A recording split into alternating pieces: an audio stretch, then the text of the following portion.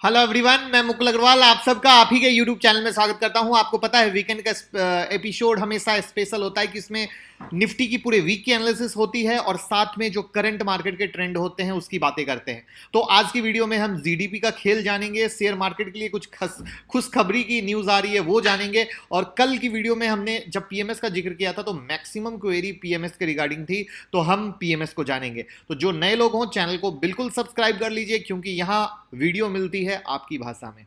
चलिए शुरू करते हैं, पहले जानते हैं जीडीपी का खेल। तो जो जैन से मार्च के क्वार्टर का जो जीडीपी आया है वो 3.1% का है और जो पूरे साल का आया है वो 4.2% का है। बहुत ध्यान से सुनिएगा, मैं ज्यादा इसमें खींचाखाची नहीं करूंगा, बस टू द पॉइंट बात करूंगा। पूरे साल का कितना आया? 4.2%। लास्ट ईयर कितना था? 6.1%। यानी सिंपल भाषा में गिरा है, पहली बात। दूसरी बात, जैन और मार्च का कितना है? जो जैन मार्च का क्वार्टर कितना है? 3.1% गिरा है। अब कुछ लोग कहें, अगर ये सोच रहे हो कि ये कोरोना के कारण है या लॉकडाउन के कारण है, तो लॉकडाउन मार्च एंड से शुरू हुआ था, तो ये लॉकडाउन या कोरोना के कारण नहीं है, ये रियल डेटा है जो आपको दिख रहा है। तो आप समझ पाएंगे कि स्थिति खराब है। अब इस स्थिति खराब की तुलना के लिए मैंने सिंपल 2008-9 का जीडीपी का डेटा लिया है। 2008-9 का जीडीपी डेटा था 3.09, यानी 3.09 और अभी कितना है? 4.2, यानी ऑलमोस्ट इक्वल। 2008 में क्या था? Economic crisis. अभी कहानी वहां तक पहुंच चुकी है। एकदम क्लियर समझ में आ गया होगा कहानी क्या है, किस तरीके से है। अब इसमें एक जो सबसे बड़ी चीज समझने की होती है कि जो देश का कोर सेक्टर का आउटपुट है वो भी अप्रैल मंथ में रिकॉर्ड लोअर लेवल पे आ चुका है और जो इसका आउटपुट है वो -38.1% रहा है। अब आप कहोगे ये कोर सेक्टर में है कौन कौन? बिल्कुल जानना जरूरी है। इस कोर सेक्टर में कोल प्रोडक्शन है, क्रूड ऑयल है, नेचुरल गैस है, रिफाइनरी प्रोडक्ट्स है, फर्टिलाइजर प्रोडक्शन है, बिजली उत्पादन की ग्रोथ है।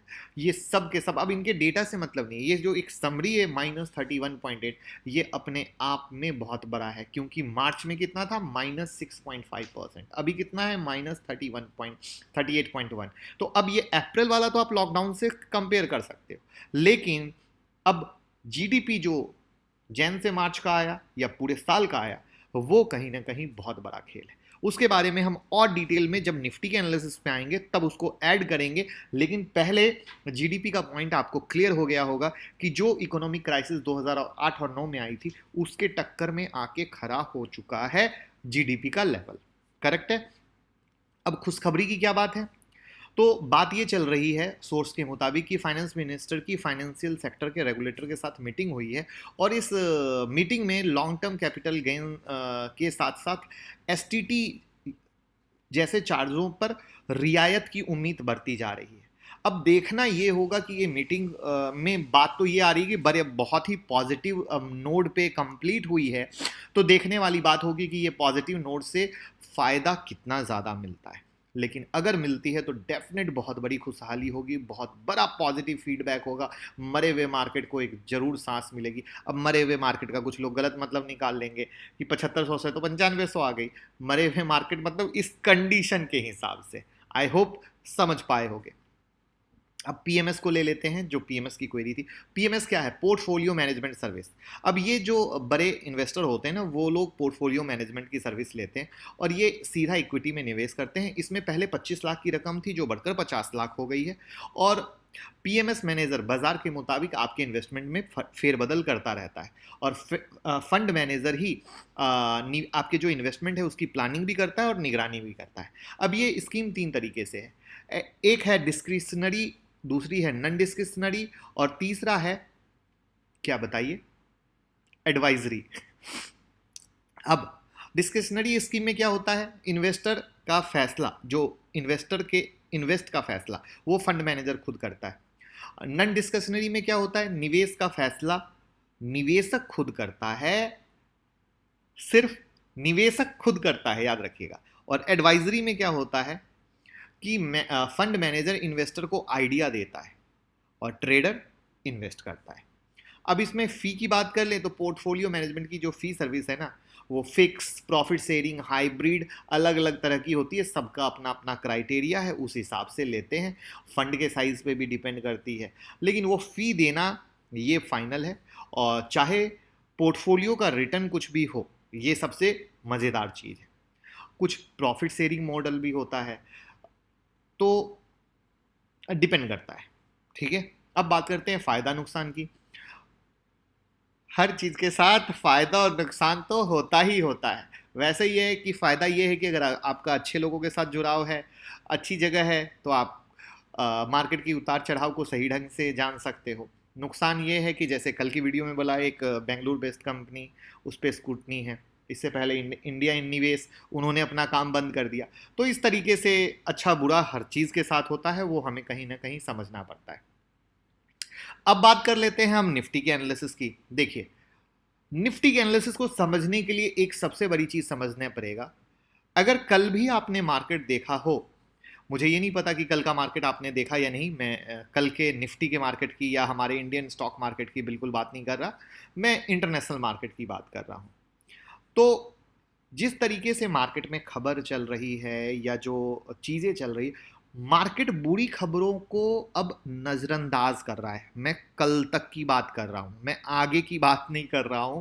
मैं कल तक के मूवमेंट जिस तरीके से हुई, और आप भी एग्री करोगे, मार्केट में चाहे जो भी खबर हो, मतलब मार्केट अब समझ चुका है। ऐसा लग रहा है जिस तरीके से मार्केट चल रहा है, मार्केट समझ चुका है कि सब कुछ तो खराब ही है यार, कितना खराब को हैंडल करेंगे, चलो अपनी दिशा में चलते हैं। हमने ऑलरेडी 7511 का लो मार दिया था, अब चलते हैं ऊपर की तरफ। तो इस तरीके से करते करते वो 9585 के पास लमसम आ चुका है। तो कहने का सेंस है, मार्केट बुरी चीजों को कंप्लीट इग्नोर कर रहा था फ्राइडे तक, करेक्ट। लेकिन अब जो फाइनल स्टेज है वो देखना है मंडे को, कि मंडे को मार्केट जीडीपी डेटा पे कैसे रिएक्ट करता है, मार्केट का रिएक्शन कैसा होता है। क्या मार्केट मंडे को भी इस खबर को यूं ही डाइजेस्ट कर लेगा जिस तरीके से करता आया है?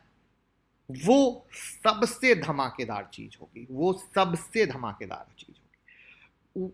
अब चार्ट पे चलते हैं। अब चार्ट पे हम निफ्टी को देख लेते हैं, जिससे हमारा पिक्चर और क्लियर हो जाए कि कैसे क्या है। तो अगर किसी को याद हो, तो ये जो लेवल हैं 9598, तो हमारा जो रेसिस्टेंट लेवल था 9586 का था। मार्केट वहीं पे आके रुका है, वहीं पे क्लोज हुआ है।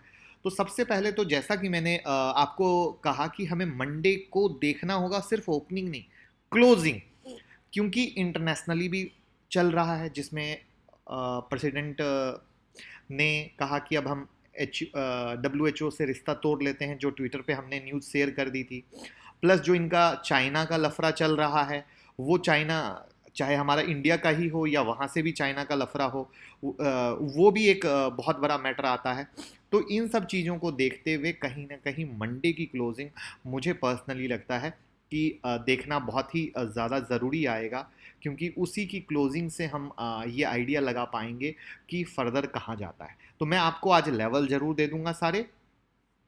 उस लेवल के साथ ये देखिए, president Trump announces end of relationship with WHO, जो हमने टेलीग्राम पे और ट्विटर पे डाल दिया था।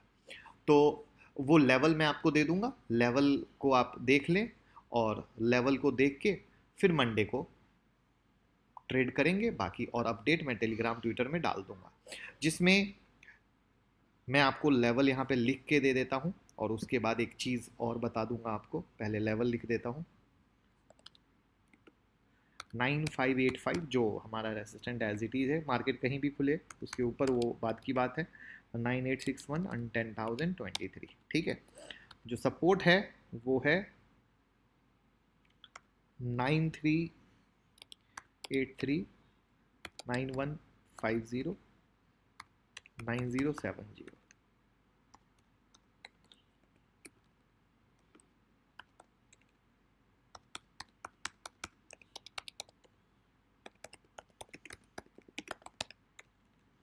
मैं लिख रहा हूं पहले, उसके बाद बता देता हूं।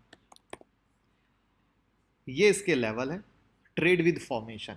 जो नए लोग पहले बार देख रहे हो तो यहाँ पे मैंने आज क्या किया है, वीकेंड में स्टडी टाइम दिया है आप लोगों के लिए, और जो भी स्टडी मैंने आज तक सिखाई है जिससे आप वो ले सकते हो, वो सारी लिंक एक जगह डाल दी। जो बेस्ट, मतलब सारी वीडियो नहीं, बेस्ट जो 5 to 7 वीडियोस हैं बेस्ट वाले, वो मैंने यहाँ पे डाल दिए, जिसे आप यहाँ से अपना वीकेंड एंजॉय करो, वीकेंड देखो, उस वीडियो का पूरा पूरा फ़ायदा उठाओ। तो वो उसके साथ आप कन्फर्मेशन मिला सकते हो, ट्रेड कर सकते हो। बाकी ट्विटर पे हम 15 से 20 मिनट का नियम बनाए हैं, कोशिश करेंगे नियम टूटे नहीं, जिसमें हम लाइव आते हैं और लाइव आपको हम मैसेज ट्विटर टेलीग्राम पे दे देते हैं कि मैं लाइव आ रहा हूँ, आप अपने स्टॉक की क्वेरी कर लीजिए। तो आप यहाँ पे अपने स्टॉक की क्वेरी करते हो और मैं यहाँ पे जवाब देता जाता हूँ। तो कोशिश रहती है कि मैक्सिमम लोगों की लाइव मार्केट में हेल्प हो जाए। जो ऑलरेडी फीडबैक आपके सामने भर भर के दिख ही रहे होंगे, किस तरीके से लोग कमा भी रहे हैं, थैंक यू भी कह रहे हैं, उनको फ़ायदा भी हो रहा है। और हमारी भी कोशिश कि हम बस दिल से कोशिश करें, क्योंकि एक चीज़ जान लीजिए, जैसे कभी कभी मेरे पास आता है, सर आप टिप्स नहीं देते या 2 लेवल देते हो। भाई मैं टिप्स प्रोवाइडर नहीं हूँ, और हमारे पास भी टिप्स के लिए बहुत फ़ोन आते हैं। टिप्स के लिए हमें बिल्कुल फ़ोन ना करें, टिप्स सिर्फ होटल में मिलती है, याद रखिएगा। हम एजुकेशन देते हैं, आप फ्री से कमाएं बहुत अच्छा है, लेकिन अगर आपको चाहिए हैंड होल्डिंग सपोर्ट तो 10 जून और 25 जून को क्लास है। आप जो बुक करना चाहें हैंड होल्डिंग सपोर्ट के लिए आप बुक कर सकते हैं। बाकी मेरा प्लान है हिकानासी पे वीडियो बनाने का। तो क्या आप चाहते हैं कि मैं हिकानासी पे वीडियो बनाऊं? अगर आप चाहते हैं तो कमेंट बॉक्स में ज़रूर बताइएगा। और मंडे को निफ्टी की मूवमेंट के बाद मंडे की रात की वीडियो निफ्टी की स्पेशल वीडियो होगी, उम्मीद करते हैं। और कंटेंट पसंद आए तो ज़रूर शेयर कीजिएगा, नहीं पसंद आए तो कोई बात नहीं है। Thank you so much.